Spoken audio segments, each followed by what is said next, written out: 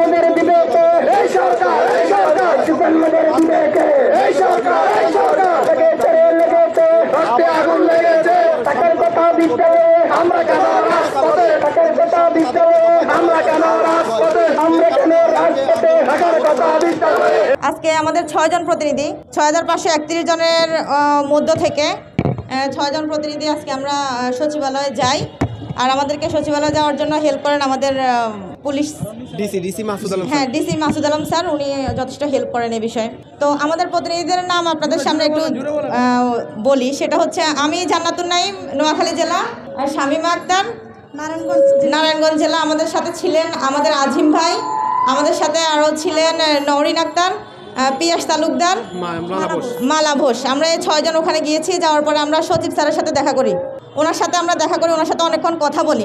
ওখানে গণশিক্ষা মন্ত্রণালয়ের মাসুদ আক্তার খানও ছিলেন, ওনার সাথেও আমরা কথা বলি। তরিকুল স্যারের সাথেও কথা বলি। কথা বলার পরিপ্রেক্ষিতে তারা পূর্বে আমাদেরকে যেভাবে আশ্বস্ত করেছেন যেটা হাইকোর্টের রায় হলেই যে একেবারে সব কিছু হয়ে গেছে সেরকম কিছু না। এরপরেও অপশন আছে। তারা সর্বোচ্চ লেভেলের চেষ্টা করে যাচ্ছেন।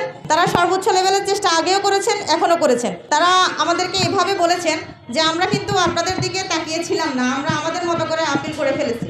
পূর্বেও আমরা আপনাদের দিকে তাকিয়েছিলাম না, আমরা আপিল করে ফেলেছি। এবারেও সেম আমরা আপিল করেছি। আমাদের দিক থেকে যতটা করার আমরা সর্বোচ্চ ততটুকুই করব। সেজন্য বলছে আমরা যাতে তাদেরকে সহযোগিতা করি।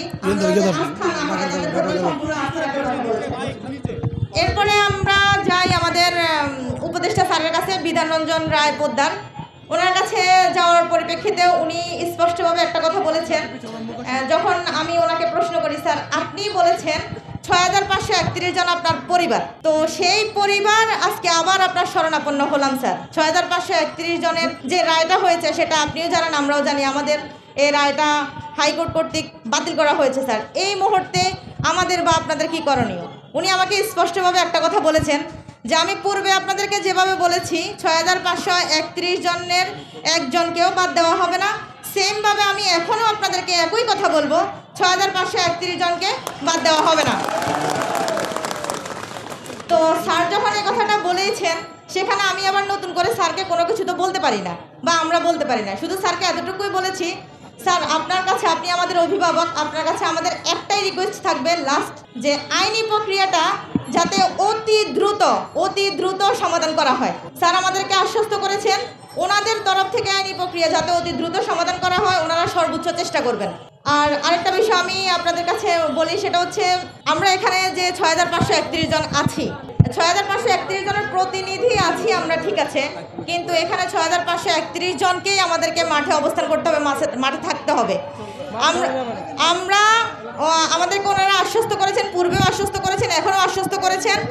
তো পূর্বের আশ্বস্ততার যে ফলাফল সেটা আমরা অলরেডি পেয়ে গেছি। তো পূর্বে আশ্বস্ত হওয়ার ফলে আমরা কিন্তু ঘরে ফিরে গেছি। কিন্তু এবারে আমি আপনাদের কাছে প্রশ্ন করতে চাই, এইবারের আশ্বস্তে আপনারা কি ঘরে ফিরে যাবেন? না, মাঠ ছাড়া যাবে না। নিয়োগ আমাদেরকে যতদিন না দিবে ততদিন আমরা মাঠ ছাড়বো না। দাবি আদায়, অধিকার আদায় না হওয়া পর্যন্ত কোনো সময় চেয়েছে কিনা আপনাদের কাছে? না, নির্ধারিত কোনো সময় চাই নাই, আর আমরাও নির্ধারিত কোনো সময় দিই নাই।